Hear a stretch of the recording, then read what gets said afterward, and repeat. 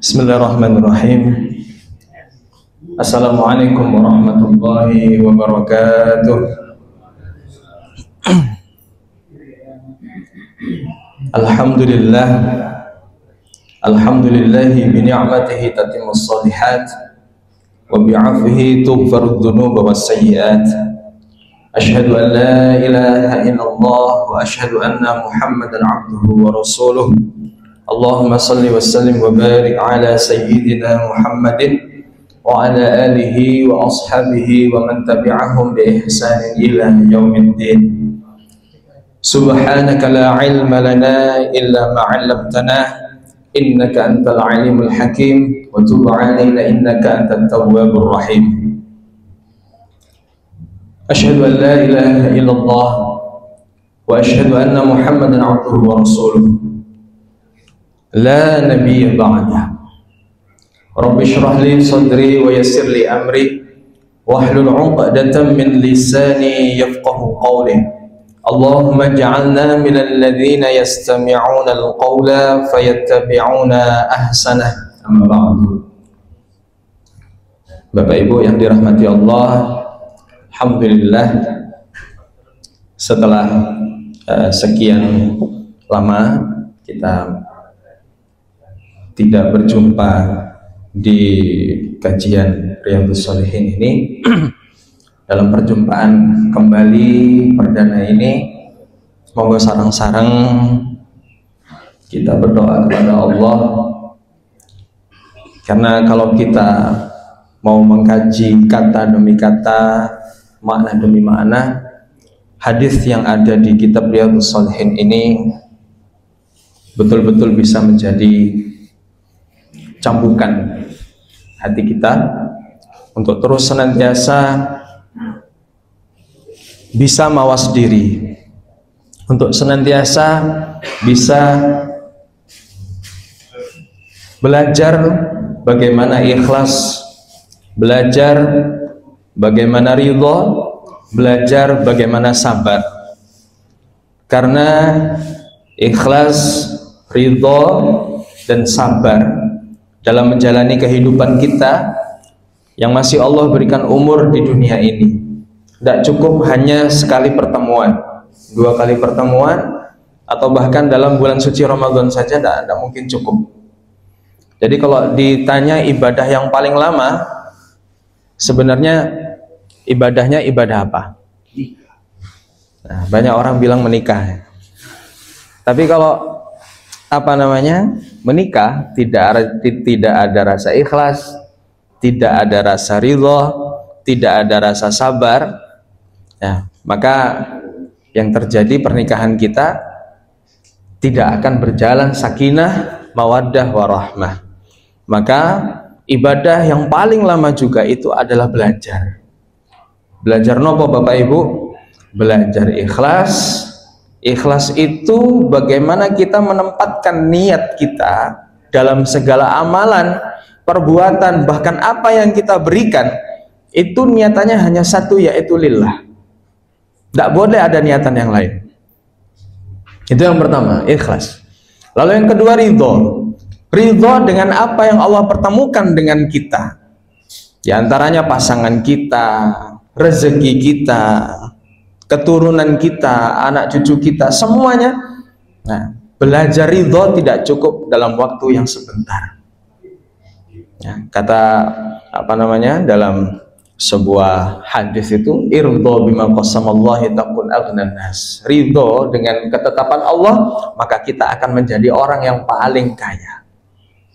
Kuncinya ridho. Dan yang terakhir, sabar. Sabar ini sudah kita bahas di bab ketiga kalau tidak salah, dari kitab Riyadhus Shalihin. Maka hari ini kita teruskan, yaitu di bab muraqabah, ya, bab tentang pengawasan Allah kepada kita, atau kita yang merasa selalu diawasi oleh Allah Subhanahu wa Ta'ala. Maka sebelum kita masuk dalam hadisnya, kita minta kepada Allah supaya Allah ridho dengan kita, dan supaya Allah juga memberikan ilmu. Li'annal ilmu nurun. Ilmu itu kan nur, cahaya. Jangan sampai ilmu itu nanti artinya masuknya dalam bahasa Indonesia. Ilmu nurun, kalau bahasa Indonesia nurun berarti nurun Pak ke bawah, tidak masuk ke dalam hati. Karena apa? Karena tempatnya cahaya itu ada di dalam hati. Kalau ilmu masuknya hanya di pikiran kepala saja, maka dia akan berfungsi sebagai tempat untuk mencari alasan untuk berdebat dan mencari kebenaran. Pembenaran, bukan kebenaran ya, pembenaran. Tapi kalau ilmu itu cahaya, masuknya ke dalam hati, dia bukan hanya mencari kebenaran, maka dia akan menjadi amalan. Ya, itu kata-kata al-ilmu nurun wa nurullahi la yuhda li'asi. Ya, kalau ilmu itu betul-betul jadi cahaya, dia tidak akan diberikan kepada hati-hati yang masih penuh dengan maksiat. Karena setiap maksiat yang kita lakukan dalam hati itu akan menimbulkan satu titik kehitaman. Nuqtatul aswad. Nah, ada di situ bintik cahaya, bintik hitam yang akan menodai hati kita. Sehingga ketika nuqtah hitam itu tumpuk dalam hati kita, maka cahaya itu sulit masuk. Ada kajian, ya ikut, tapi hanya lewat saja, tidak bisa masuk dalam hati. Itu nih. Ada perkataan baik, itu hanya lewat saja Pak, lewat kepala. Masuk dalam pikiran hanya digunakan untuk berdebat saja nantinya. Tapi kalau dia betul-betul cahaya itu masuk dalam hati, maka itulah yang akan menjadi amalan. Nah, babul muraqabah bukan bab yang simpel, bukan bab yang ringan. Muraqabah itu kalau kita mau betul-betul meresapi bagaimana Allah senantiasa mengawasi kita, dalam tanda kutip Bapak Ibu ya.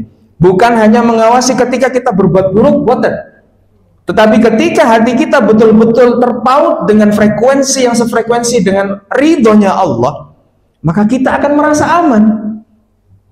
Kebanyakan kita ini kan sering mengeluh, oh rep kok gini-gini aja, sumpek, apa mana? Ribet, bulet. Kalau kita mau tanya sebenarnya apa sih tujuan hidup kita? Apa tujuan akhir hidup kita? Pasti orang menginginkan apa Bapak Ibu? Bahagia. Kata ya? Pengennya kan bahagia. Nah, pernah kita mungkin berdoa, ya Allah kayakan hamba ya Allah supaya hamba bahagia. Nyatanya yang kaya juga tidak bahagia. Yang banyak harta juga tidak bahagia. Yang miskin juga tidak bahagia. Yang minta anak banyak, kadangkala juga banyak mengeluhnya, capek, repot, biaya sekolahan dan sebagainya. Nah, maka kunci kebahagiaan itu sebenarnya ada pada hati kita, bagaimana menyikapi masalah dan takdir yang Allah berikan kepada kita. Yang kita pahami bahwa takdir itu kan ada yang baik, ada yang buruk. Kadang kita kan pengennya takdir yang baik-baik ya Bapak Ibu. Kalau baik, maka Allah ingin kita itu memunculkan rasa syukur, ibadah yang namanya syukur. Tapi kalau dapat takdir yang tidak baik, maka Allah menginginkan kita untuk mendapatkan pahala kesabaran. Kadang kita tidak kuat sabarnya Bapak Ibunya, pengennya syukur terus. Padahal kalau kita tanya, mana ujian yang paling berat Bapak Ibu? Ujian yang paling berat itu adalah ketika hati kita mudah lupa sama Allah Subhanahu wa Ta'ala. Ujian terberat itu adalah ketika ujian itu membuat kita mudah lupa sama Allah. Contohnya nopo? Pujian. Jadi kan kalau dipuji seneng toh? Wah, luar biasa Bapak ini. Kalau bukan berkat jasa Bapak, tidak jadi nih. Itu ujian apa pujian Pak? Pujian berupa ujian itu ya. Kenapa? Karena yang mudah melupakan Allah itu identik dengan yang namanya nafsu ya. Identik dengan yang namanya nafsu. Wah, kalau bukan saya ini tidak mungkin selesai bangunan ini. Kalau bukan saya, dia mudah mungkin jadi pinter, apalagi guru Pak. Sudah gajinya nggak seberapa, pujiannya yang banyak, ujiannya juga banyak. Nah, maka kita ini senantiasa berkejar-kejaran dengan yang namanya ujian dan maut. Maka orang yang sukses itu adalah ketika dia bahagia menghadapi ujian. Nah, kita baca Fatihah nih Bapak Ibu. Mudah-mudahan Allah jadikan hati kita ini hati yang senantiasa tenang, hati yang senantiasa terpaut dengan Allah, hati yang senantiasa bisa membaca hikmah di balik segala takdir baik dan buruknya Allah, dan mudah-mudahan juga Allah ridha dengan apa yang kita lakukan pagi ini, yaitu kita ngaji dan pahalanya juga mengalir untuk pengarang kitab ini, agar kita semua betul-betul mendapatkan apa yang kita inginkan dari Allah Subhanahu wa taala. Ala hadhihi niyyah wa ala kulli niyatin shalihah. Fatihah. Bismillahirrahmanirrahim. Alhamdulillahirabbil alamin.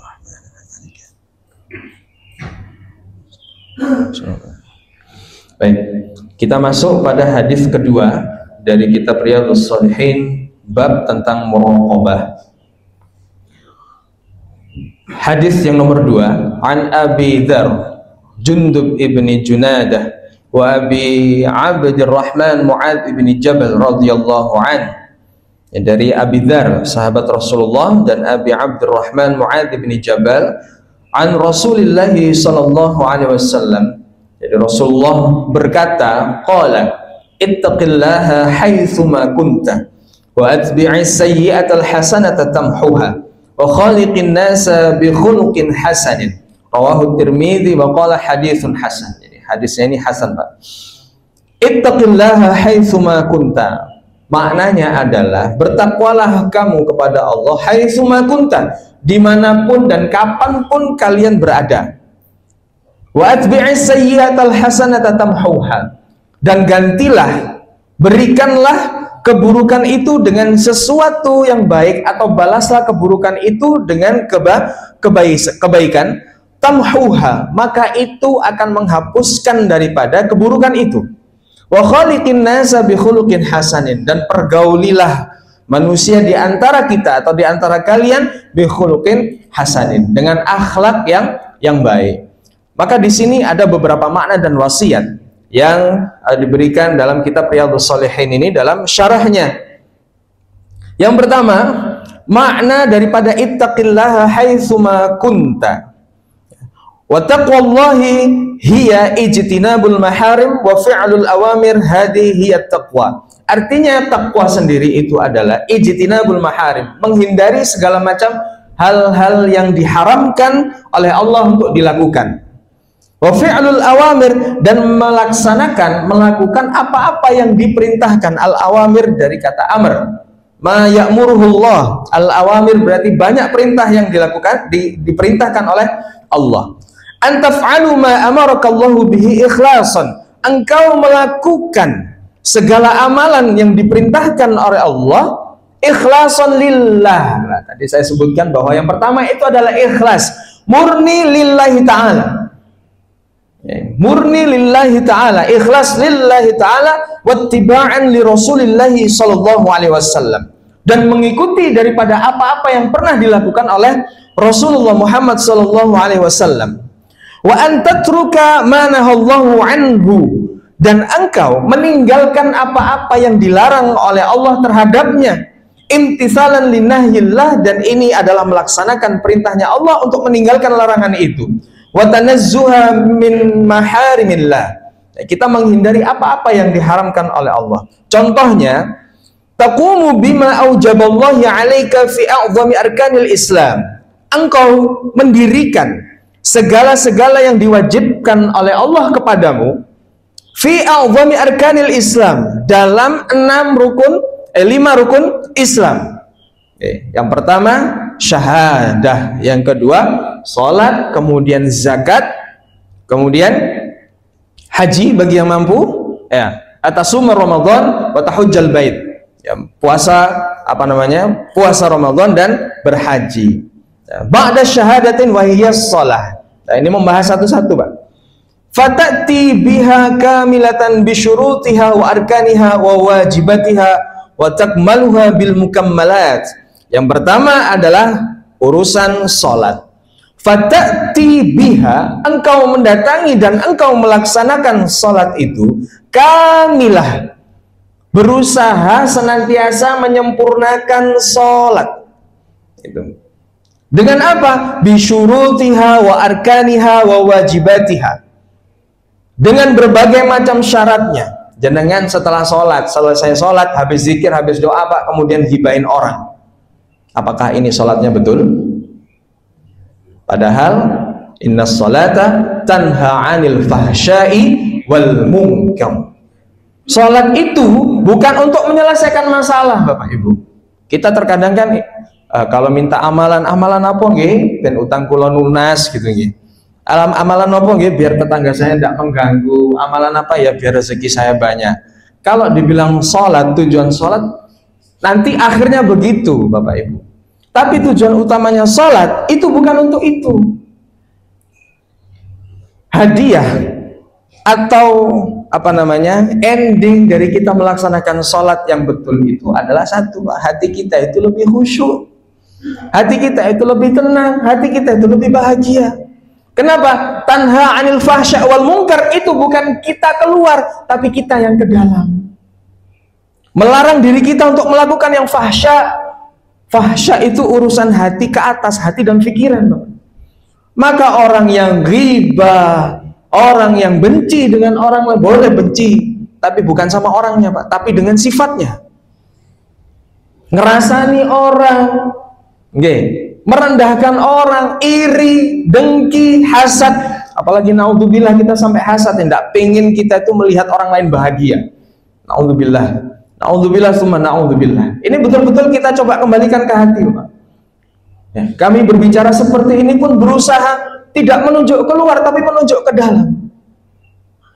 Salat yang betul, bisyurutiha wa arkaniha wa wajibatiha, itu imbasnya adalah hati kita menjadi senang, bahagia. Karena apa? Urusan bahagia dan tidak bahagia itu ada di mudghah. Fa inna fil jasadi mudghah. Idza saluhat saluhat jasadu kullu wa idza fasadat jasadu kullu ala wahiyal qalb. Tujuannya ke arah gumpalan daging itu tadi, Pak. Orang yang betul-betul bisa menahan fahsya dan mungkar dalam dirinya, maka ketika itu Allah ridho, doanya diangkat sama Allah ke langit, maka disitulah pengkabulan doa datang. Dan jenengan habis sholat, kita ya, saya sendiri pun habis sholat, ketemu anak yang nakal, kadangkala tidak terima sama itu, mengata-ngatai anak dengan kata-kata, kamu ini nakal, kamu ini kurang ajar, kamu ini dablek. Ya, itu baru keluarga sendiri, Pak. Baru keluar satu langkah, ngelihat tetangga tidak enak dilihat oleh mata, ngerasani lagi. Ngelihat istri yang tidak sesuai dengan penampilan kita, sesuai dengan keinginan kita, marah lagi. Jadi fahsya kita belum selesai sebenarnya. Belum lagi dengan urusan-urusan kepemimpinan negara kita. Waduh, sudah. Ya. Maka kalau kita ngelihat surah Al-Mulk itu, Pak. Tabarakalladzi biyadihil mulku wa huwa ala kulli syai'in qadir. Lanjutannya apa, Pak? Alladzi khalaqal mauta wal hayata liyabluwakum ayyukum ahsanu amala. Liyabluwakum ahsanu amala. Artinya apa, Pak? Kita ini diminta oleh Allah bagaimana menunjukkan amalan yang ahsan, bukan ahsanu qaula, bukan baik-baiknya konsep. Kita bukan disuruh berlomba-lomba berbaik-baik konsep dalam menentukan sebuah amalan, tapi kita diminta sama Allah untuk bagaimana kalian ini berlomba-lomba dalam beramal soleh, bukan hanya berkata soleh. Ya. Jadi kalau kita hanya sekedar berucap dan berkonsep tak ada perbuatan, percuma, Bapak Ibu. Oh, kita ini usianya sudah tua, tidak kuat lagi untuk memikul beban. Amalan yang lain adalah cukup hadir dalam sebuah kegiatan, itu sudah menunjukkan, Bapak, sesuai dengan kemampuan dan kekuatan kita. Ya. Nah, kemudian di sini setelah kita melaksanakan kelengkapan penyempurnaan sholat itu tadi, fahsya dan mungkar. Kalau fahsya tadi yang saya bilang sifat yang ditimbulkan itu, Pak. Kalau mungkar, Nah, itu yang ditimbulkan perut ke bawah. Artinya apa? Hanya urusan kenyang, makan, sampai ke bawah. Itu mungkar. Makanya seperti ada begal, kemudian mencuri, korupsi, itu masuknya dalam mungkar. Bukan menunjuk keluar Bapak Ibu, tapi menunjuk ke diri kita sendiri. Ada istilah apa lagi? Gratifikasi, bonus-bonusnya dan sebagainya. Nah, itu masuknya di situ. Maka jangan pernah mengeluh ketika kita dalam masa pekerjaan kita, ya, menghimpun dana-dana yang begitu, ya Bapak Ibu. Mohon maaf, menghimpun dana-dana seperti itu tadi, Bapak. Ibarat kata ada yang bukan hak itu masuk dalam diri kita dan dibawa dalam keluarga kita. Ya jangan marah ketika doa kita pengen husnul khotimah, tapi masih ada harta yang begitu dalam diri dan keluarga kita. Karena apa? Wa ma asabaka famin nafsik. Musibah yang datang sama kita itu sebenarnya dari diri kita. Atau misalkan hukum keseimbangan. Ketika kita bekerja berlebih daripada apa yang seharusnya kita kerjakan, kemudian nominal yang kita dapatkan, misalnya kalau kita berbicara dengan gaji, itu sesuai dengan gaji kita, aman Bapak Ibu. Tapi kalau ketika kita bekerja, apa yang kita dapatkan lebih besar daripada apa yang kita kerjakan, maka siap-siap. Nanti akan ada waktu di mana Allah meminta untuk dikembalikan jatah dari yang tidak kita kerjakan. Tapi kalau yang kita kerjakan melebihi dari apa yang diberikan, ya, oleh tempat kita bekerja, jangan khawatir. Ya, jangan khawatir. Allah itu akan membuka rezeki jenengan dari pintu manapun itu. Itu enggak usah khawatir, Bapak. Ya, jadi konsep yang kita kerjakan dalam sehari-hari belum tentu sama dengan apa yang diberikan Allah sama kita. Kalau kita sabar, kebanyakan yang seperti ini kan guru, kemudian pekerja honorer gitu, nggih. Jangan enggak usah khawatir. Saya pelakunya sendiri, Bapak. Ya, ada saja rezeki. Ya, kerja misalkan, oh cuman sampai pukul 4, yang dikerjakan ini gitu. Nah, kalau dulu kata guru kami, i'malu fauqa ma'amilu. Kerjakan di atas rata-rata orang mengerjakan itu. Niatnya cuma satu, give. Kasih. Layani. Kenapa Bapak Ibu? Karena kita hanya sebagai hambanya Allah. Jabatan tertinggi manusia setinggi-tingginya dia tetap pelayannya Allah. Dia tetap babunya Allah. Maka tidak berhak babu ngerasani babu, kan bukan berhak gitu. Tidak berhak. Yang ada adalah kita sama-sama babunya Allah melayani babu yang lain. Nanti di sini ada Pak, wa khaliqin nasa bi khuluqin hasanin. Ini perintahnya Allah, bukan perintah manusia. Bukan manusia yang merasa jabatannya lebih tinggi kemudian menindas manusia yang lebih rendah. Itu tidak diajarkan oleh Rasulullah Muhammad SAW. Faman akhalla bi syai'in syurutis shalah, barang siapa yang mengurangi atau tidak melaksanakan salah satu min syurutis shalah aw wajibatiha aw arkaniha, yang tidak melaksanakan daripada salah satu syaratnya sholat, rukunnya sholat, atau tidak punya niatan untuk menyempurnakan sholat, fa innahu lam yattaqillah, dia belum dikatakan bertakwa sepenuhnya sama Allah. Bal naqasa min taqwahu biqadri ma naqasa minal ma'mur. Jadi dia dikatakan itu takwanya berkurang sesuai dengan dia mengurangi penyempurnaan daripada sholat. Itu nih Bapak Ibu. Nah, itu yang pertama. Yang kedua, fiz zakah. Nah, dalam urusan zakat, faz zakatu taqwallahu fiha an tuhsi jami'a amwalika allati fiha zakah. Cara daripada menyempurnakan zakat itu adalah kita betul-betul menghitung jatah daripada zakat yang harus kita keluarkan dari harta yang kita dapatkan, bukan rezeki, Pak. Rezeki beda tipis sama yang namanya harta, karena harta itu nau'un minar rizqun. Harta itu adalah nau' atau bagian dari rezeki. Maka yang dimintakan sama Allah di sini zakah itu adalah berupa harta minar rizqun. Ya, kalau kesehatan disuruh menzakatkan, kita juga bingung mungkin ya. Nah, maka di situ kita hitung betul-betul mana yang harus dikeluarkan dari zakat malnya, mana yang dihitung harus dikeluarkan zakat fitrah, bahkan sampai zakat pertanian, perkebunan. Kalau memang kita miliki semua, kita hitung semua. Jangan sampai kita ini tidak betul-betul menghitung atau masih disimpan. Nanti ada waktunya ketika Allah sudah meminta untuk diambil, ambil aja gitu. Kalau tidak diambil Bapak, kita masuk istidraj, itu bahaya. Kenapa? Karena Allah sudah mempersiapkan hadiah hukuman terindah bagi para pelaku istidraj. Na'udzubillah min dzalik.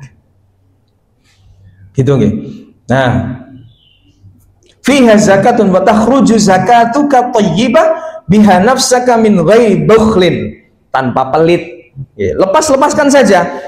Wala taqtira wala ta'khira. Tidak diperlambat, tidak diakhirkan, intinya tepat pada waktunya. Faman lam yaf'al fa innahu lam yattaqillah. Nah, pengarang buku ini mengatakan yang belum mengerjakan itu maka dia belum dikatakan bertakwa. Kemudian yang ketiga, fasyam, puasa. Ta'ti bisawmi kama amarta mujtaniban fihi al-laghu war-rafathu was-sakhbu wal-ghibah wan-namimah. Orang yang melaksanakan puasa kama umirta, sebagaimana yang diperintahkan kepada kita, yaitu mujtaniban fihi al-laghu. Al-laghu itu omong kosong. Ketika melaksanakan itu menghindarkan diri daripada omong kosong, kemudian pergaulan terhadap suami istri, kemudian wasohbu, membuat gaduh, wal ghibah, membicarakan orang lain, wan namimah, adu domba, wa ghairu dzalika mimma yanqusus shaum, dan itu yang bisa mengurangi pahala daripada puasa, wa yazilu ruhas shaum, yang itu menghapus daripada ruh puasa kita. Wa ma'nahu la haqiqi huwa shaum amma haramallahu azza wa jalla. Jadi ketika kita berpuasa, kita betul-betul menjauhi apa yang Allah perintahkan untuk kita jauhi. Wa hakadha baqiyatul wajibat taqum biha ta'atun lillahi wa imtithalan li amrihi wa ikhlasan lahu wa ittiba'an li rasul. Ini yang dimaksud dengan takwa dalam urusan ibadah. Jadi bagaimana kita menjadikan salat kita betul-betul dapat maknanya, Pak. Jadi ketika kita Allahu Akbar, yang akbar itu bukan nafsu kita lagi. Contohnya yang tadi saya sampaikan. Kita ngomong Allahu Akbar, Allah Maha Besar, tapi menyebutkan, wah ini kalau bukan karena saya tidak jadi. Nah ini kalau bukan karena harta saya tidak jadi masjid ini. Oh ini berkat jasa saya dulu, tidak bisa dong saya digeser. Nah, seperti inilah maksiat hati yang kita terkadang lalai dan lupa. Kenapa? Secara tidak langsung kita sudah melakukan kesyirikan sama Allah. Kita timbulkan Tuhan baru dalam diri kita, yaitu Tuhan saya. Maka ketika kita begitu, sholat kita tidak nyampe, Pak. Tanha anil fahsya wal munkarnya nggak nyampe. Terus caranya pripun? Kalau saya pribadi, ketika saya sholat, bagaimana kita memaknai dari mulai niat kita? Kalau saya niat, Pak, mencoba tenang dulu, Bapak Ibu. Tenang dulu sebelum melaksanakan sholat. Apa yang saya ucapkan? Pertama, minta perlindungan dari syaitan. Cukup diucapkan dalam hati, tidak apa-apa. Jenengan mau lafazkan pun tidak apa-apa. A'udzubillahi minasyaitonirrajim. Kalau doa yang lebih panjang ada lagi, Allahumma inni a'udzubika min hamazati syayatin wa a'udzubika rabbi an yahdurun. Ya Allah, ibadah yang paling lama itu sholat, Bapak. Sehari-hari, sehari-hari. Ibadah yang paling mudah apa? Tidur. Karena tidak mungkin setan itu membisikkan keburukan ketika kita tidur. Dan paling mudah mencegah maksiat itu apa? Tidur. Tapi bukan sepanjang hari, Bapak. Keturun, kebelain ini. Nah, kemudian, ada lagi, Pak, biar hati kita tuh bisa betul-betul memaknai sholat kita. Ilahi anta maksudi waridhoka matlubi. Ya Allah, engkau cuman maksud tujuanku melaksanakan ini. Ini biasa saya baca ketika sebelum melaksanakan semua pekerjaan. Mau ngajar, seperti ini pun saya coba Bagaimana saya ini bukan niat menasehati orang, tapi saya sendiri yang dinasehati. Karena mau tidak mau Bapak, seorang ustadz itu atau dai, ketika dia menyampaikan sesuatu, ujian pertama yang diberikan Allah ya ke dirinya sendiri. Gitu. Ya, kemudian setelah kita begitu, barulah kita berniat sholat, takbir. Takbir ini bagaimana betul-betul takbir kita itu hanya membesarkan Allah saja, tidak ada yang lain. Nah, Allahu Akbar. Kemudian kita coba memaknai takbiratul ihram yang kita baca, doa iftitah, ya, mau Allahumma ba'id baini wa baina khotoyaya, mau kabir walhamdulillah, semua maknanya baik. Hanya baca doa iftitah saja terkadang hati kita sudah tersentuh dan ingin menangis. Belum masuk ke Al-Fatihahnya, apalagi yang ketika mungkin diuji Allah untuk kesabaran Bapak Ibu ya. Kata-kata iyyaka na'budu wa iyyaka nasta'in. Sebelum nyampe ke situ saja dengan kata Maha Suci Allah, dengan nama Allah Bismillahirrahmanirrahim. Artinya apa? Semua dengan asma'nya Allah, tidak ada dengan asma-asma yang lain. Alhamdulillah, kita memuji sama Allah. Hirabbil alamin, ya Allah maternuun, sudah diuji ya Allah. Maternuun ya Allah, sudah diberikan nikmat ya Allah. Nah, dari kata iyyaka na'budu wa iyyaka nasta'in, aku berjanji ya Allah, hanya engkau yang aku sembah dan hanya engkau yang aku minta pertolongan. Cukup Allah, bukan orang lain Bapak Ibu. Terkadang kita ini kan masih mungkin karena kita merasa memiliki hal yang lebih gitu. Seisong gitu kan. Sampai betul-betul mentok. Oke. Saya ngapunten sedikit cerita, mungkin ini aib saya juga. Bapak Ibu, kemarin ketika sebelum puasa Ramadan itu, saya sempat cerita bahwa saya mendampingi rihlah anak-anak saya ke beberapa masjid itu. Sebenarnya dalam proses itu, orang tua saya itu ada di sidang perceraian. Jadi bulan Februari kemarin, dan dikira kalau jenengan ngeliat saya kok Ustadz enak-enak aja, tenang-tenang saja, enggak, saya juga banyak ujiannya. Di tanggal 2, 3, 4 orang tua saya masuk ke sidang perceraian. Di sini Pak sidangnya, di sidang pengadilan sini. Saya juga mikir kalau saya disuruh hadir terus ada jenengan di situ kan ya gimana gitu ya. Tapi alhamdulillah biidznillah wa bitaufiqillah Allah perjalankan saya menuju ke Jogja ketika itu. Tapi sebelum proses itu, ketika orang tua saya mengajukan untuk sidang perceraian itu, saya bilang kalau saya berbicara di depan ibu dikira nanti membela ibu saya, kalau bicara depan bapak nanti dikira membela ibu saya. Saya cuma bilang begini, bapak ibu kalau memang mau melanjutkan prosesnya monggo. Saya cuma bilang begitu, monggo. Saya cuma bisa doa yang terbaik untuk jenengan berdua. Tidak ada yang bisa saya lakukan, sudah mentok. Saya sudah ngomong sama adik saya juga. Wah, adik saya itu sampai berdebat dengan bapak saya gitu kan, hanya membahas tentang masalah. Ibu itu pengennya cuma dipeluk gitu. Sudah berkali-kali, tapi tidak bisa. Nah, maka saya ketika dicurhati begitu, kita sudah temukan, sudah islah dan sebagainya, tetap tidak bisa. Bapak tahu, yang saya lakukan cuma baca Fatihah, saya pasrah sama Allah, ya Allah, monggo terserah jenengan lah.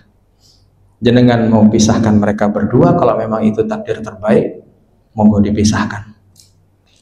Tapi kalau memang kembalinya mereka menjadi satu ikatan lagi, saya juga lebih bahagia ya Allah. Jadi yang hadir di sini adik saya nomor 3 Pak, dari mulai jam 8 sampai jam 3 sore. Sidang, mediasi dan sebagainya. Saya tidak mau tahu proses itu, saya cuma pasrah sama Allah. Dan di hari yang sama, tanggal 2 Februari itu saya ingat sekolah saya kena masalah tentang PDSS. Yang siswa eligible di sekolah kami itu tidak bisa masuk ke daftar jalur undangan untuk masuk perguruan tinggi negeri. 2 masalah sekaligus dalam waktu 1 hari. Jadi ketika guru yang saya bawa rihlah itu bingung semuanya Pak. Kenapa? Walinya pada protes dan telepon. Kenapa kok sekolah begini dan sebagainya. Posisi saya sebagai orang yang diamanahi di kesiswaan. Jadi saya sambil nyetir itu ya Ya sudah, saya tidak bisa apa-apa, cuma bisa Fatihah. Ya Allah berikan yang terbaik, ya Allah berikan yang terbaik, berikan yang terbaik.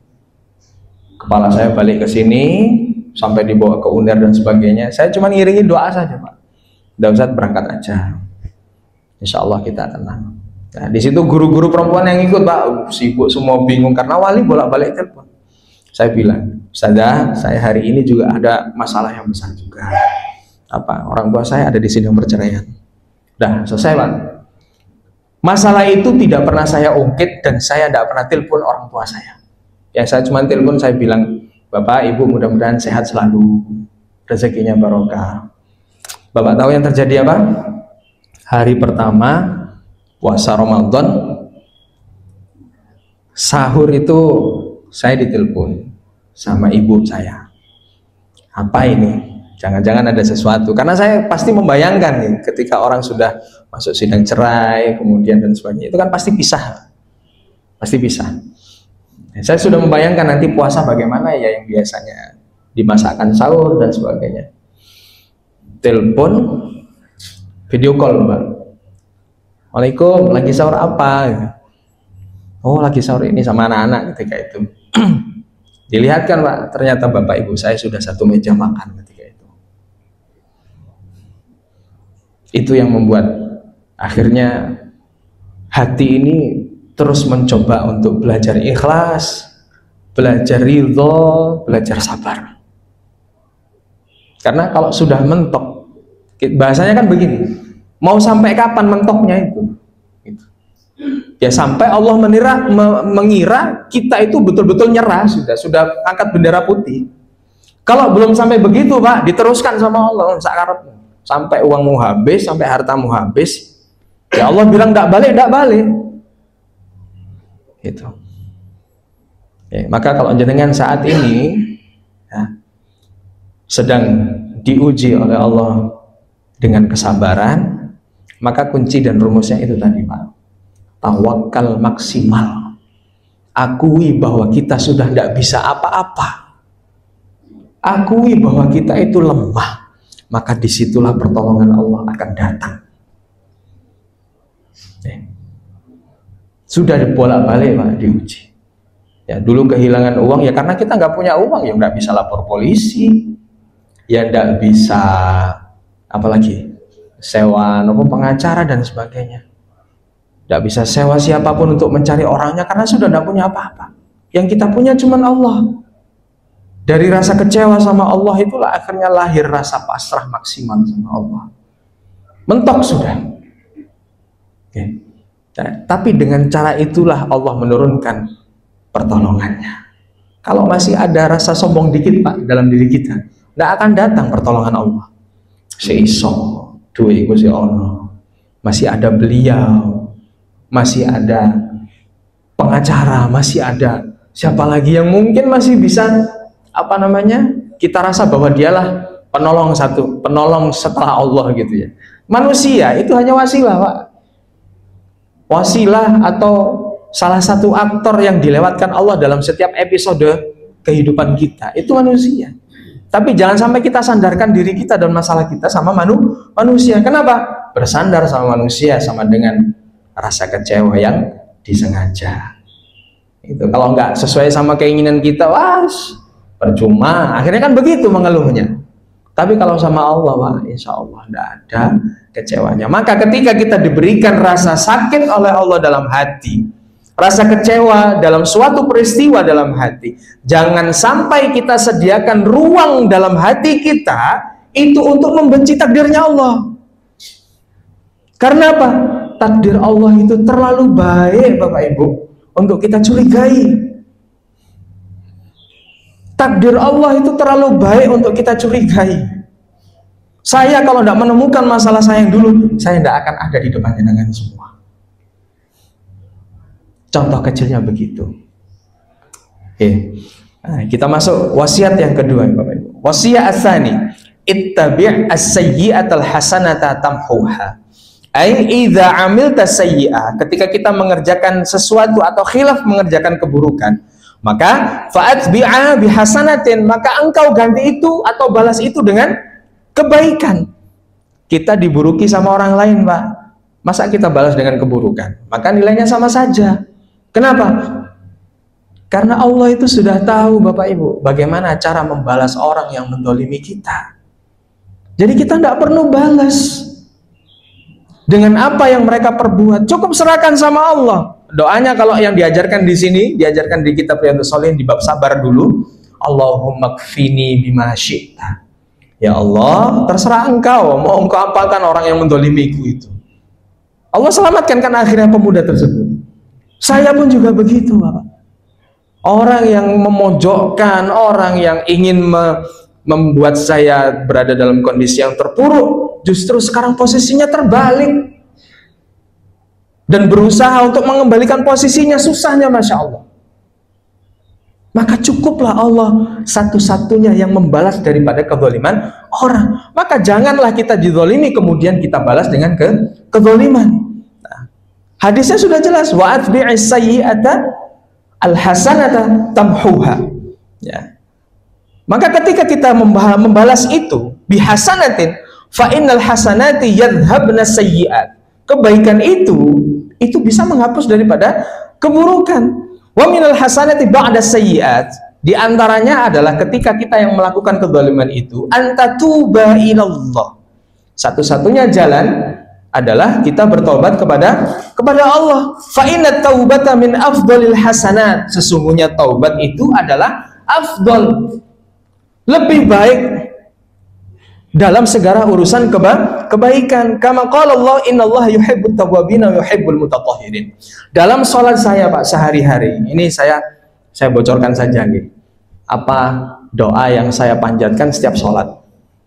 Keinginan saya terakhir Pak ketika kemarin Ramadan itu, ketika hari raya, saya ngomong sama Bapak Ibu saya, Bapak Ibu, saya berdoa tidak ada cara saya menyenangkan jenengan berdua kecuali saya gandeng tangan Bapak Ibu saya sampai ke depan Ka'bah.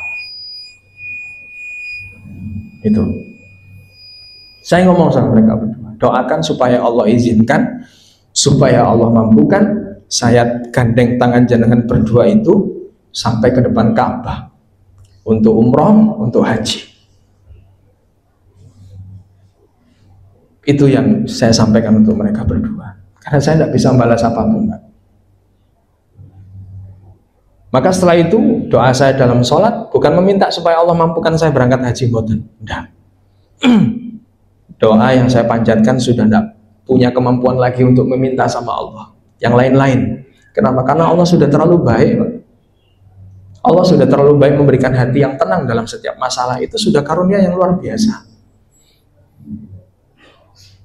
Yang pertama, ketika zikir, istighfar itu betul-betul kita lakukan, Pak. Istighfar itu betul-betul sampai ke dalam hati. Lalu ketika sebelum doa dibiasakan membaca ayat kursi.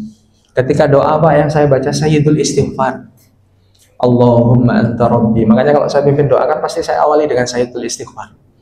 Allahumma anta rabbi la ilaha illa anta khalaqtani wa ana abduka wa ana ala ahdika wa adika mastata'tu a'udzu bika min syarri ma sana'tu abu'u laka bi ni'matika 'alayya wa abu'u bi dhanbi faghfirli fa innahu la yaghfiru dzunuba illa anta.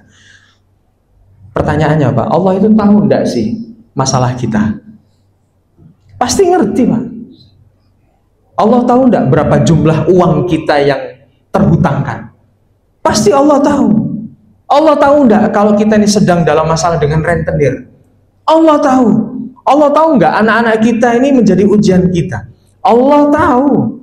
Allah tahu enggak kalau di antara pasangan kita juga menjadi ujian kita? Allah tahu. Allah tahu enggak kalau kita masih muncul lagi masa puber kedua? Allah tahu semua, Pak. Maka enggak kita minta pun sebenarnya Allah itu sudah mau ngabulkan. Nah, sekarang bagaimana kita itu betul-betul menghamba sama Allah? Salah satu caranya yaitu lewat doa sayyidul istighfar. Allahumma anta rabbi, ya Allah engkau lah Tuhanku, la ilaha illa anta, tidak ada Tuhan selain engkau, khalaqtani, engkau yang menciptakanku ya Allah, ana abduka. Nah, itu kata-kata ana abduka, aku ini hambamu ya Allah, aku ini pekerjamu ya Allah. Aku ini karyawanmu ya Allah. Wa ana ala ahdika wa wa'dika mastata'tu. Dan aku ini masih dalam perjalanan menuju apa yang kau perintahkan kepadaku ya Allah. Maka aku berlindung ya Allah dari perbuatan buruk, potensi perbuatan buruk yang bisa aku lakukan. Aku berlindung akan itu ya Allah. Ya. Kemudian baru Pak minta, Allahumma inna nas'aluka ilman nafi'a. Senantiasa minta ditambah ilmunya. Wa rizqan wasi'an halalan thayyiban mubarakan. Baru wa amalan mutaqabbala. Kita minta amal yang diterima oleh Allah. Wa syifaan min kulli da' wa saqam. Dan kesembuhan dari segala macam penyakit. Intinya doa itu hanya memuji-muji Allah saja, Bapak. Doa itu hanya mengaku penghambaan kita sama Allah saja, tidak lebih daripada itu. Nanti lihat Bapak, ketika Allah sudah ridho, apapun akan diberikan sama kita tanpa terkecuali. Itulah yang membuat hati kemudian tenang. Itulah yang membuat akhirnya sholat kita itu betul-betul tanha anil fahsya wal munkar dalam diri kita, sehingga Allah betul-betul ridho sama kita. Terkadang kita baru pengen Pak, ngangen-ngangen ya, yang kita angan-angan itu datang gitu. Tanpa harus kita beli, tanpa kita harus meminta, tiba-tiba itu datang. Allah kirim pasukan terbaiknya Allah sama kita. Ya. Kemudian al-wasiyah as-salitsah, Pak. Ya, jadi wasiat yang ketiga di hadis ini, wa khaliqin nasa bi khuluqin hasanin. Wal wasiyatan al-awlayani, jadi wasiat yang pertama dan kedua fi muamalatil khaliq. Jadi muamalah makhluknya, ya, makhluk terhadap khaliknya, gitu. Jadi bagaimana muamalah khalik dengan makhluk tadi di kalimat pertama dan kedua. Yang pertama ittaqillah, itu kan antara kita sama Allah. Kemudian wa atbi'is sayyi'atal hasanata tamhuha, itu juga kita dengan Allah, artinya perintah untuk senantiasa terus bertobat sama Allah. Yang ketiga, wa muamalah as-salisah fi muamalah al-khulqi an tu'amiluhum bi khuluqin hasanin. Jadi muamalah antara makhluk dengan makhluk. Ya, wa amilin nasa bi khuluqin hasanin tahmadu alaihi wa la tadhummu fihi wa dzalika bi talaqatil wajhi. Nah, salah satunya adalah perintah untuk senantiasa memberikan wajah yang berseri-seri ketika berjumpa dengan saudara kita. Wasidqul qawli, ya, dan perkataan yang benar dan jujur, wa husnil mukhatabah wa ghairu dzalika min akhlaqil hasanah. Jadi yang ketiga ini adalah bagaimana kita memberikan akhlak yang terbaik untuk kita kepada saudara-saudara kita.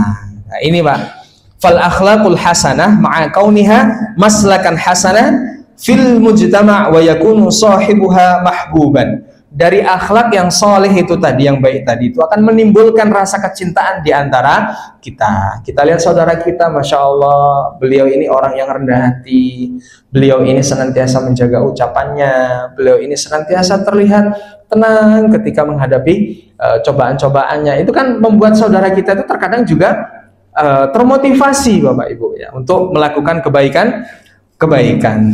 Fahfadhu hadhil wasiyah as-salasah. Jadi kita jaga tiga wasiat ini. Yang pertama, ittaqillaha haitsuma kunta. Yang kedua, wa atbi'is sayyi'atal hasanata tamhuha. Kita balas keburukan dengan kebaikan. Kalau diri kita, keburukan dengan taubat. Yang terakhir, wa khaliqin nasa bi khuluqin hasanin. Pergaulilah manusia di antara kita itu dengan akhlak yang hasanah. Niki Bapak Ibu yang bisa saya sampaikan. Insya Allah besok kita masuk ke hadis ketiga dan keempat. Ini lebih menyentuh lagi Pak, kalau tiga dan keempat. Bagaimana kita menjadikan Allah itu ada di depan kita, bukan hanya dalam hati kita saja, tapi sudah ada di depan kita. Mengatakan barangkali ada yang didiskusikan, monggo.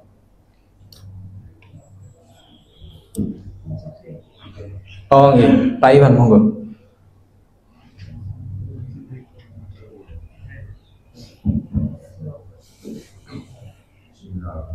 Assalamualaikum warahmatullahi wabarakatuh. Waalaikumsalam warahmatullahi wabarakatuh. Saya mau nanya Pak Ustaz, ini masalah takbir. Nggih. Ya, itu cuma saya pernah dengar dari UAS, takdir itu ada dua. Takdir yang sudah ditentukan Allah dan takdir yang masuk pilihan, takdir pilihan kita.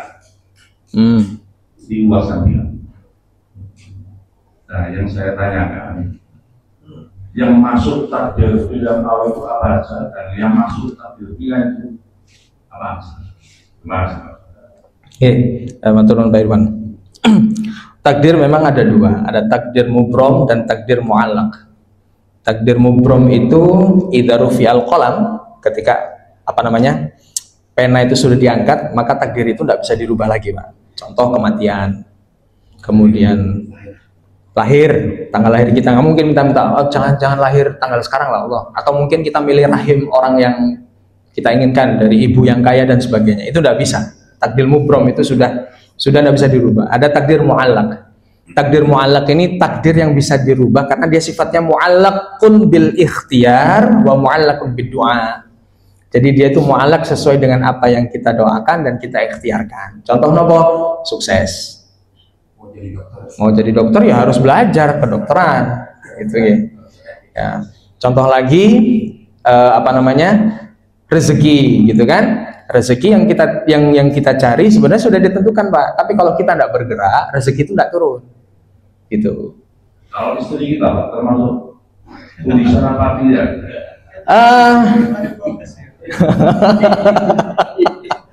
Begini, Pak. Saya gambarkan begini.